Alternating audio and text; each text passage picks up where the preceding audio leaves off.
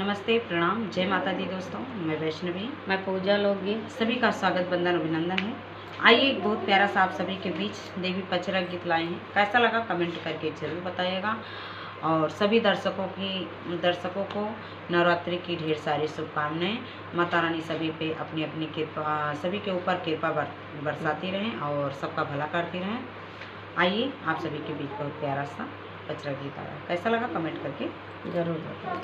Naomi में जा रे घर घर गियवा के दिया ना हो मायरिया अइलीना, मोरी मायरिया अइलीना, छोड़ी के विंध्याचल नगरिया हो रे मायरिया अइलीना, छोड़ी के विंध्याचल नगरिया हो रे मायरिया अइलीना।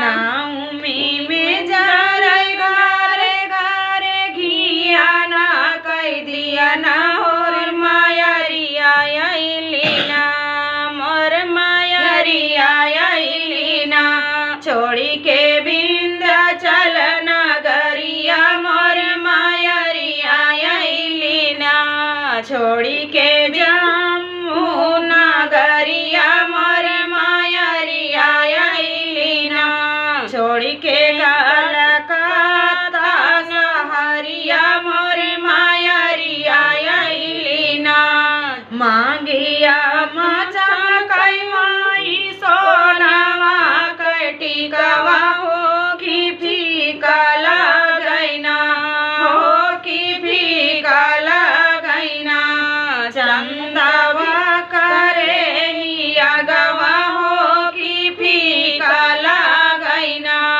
चंदवा करे हिया गवा हो कि फीका लगैना।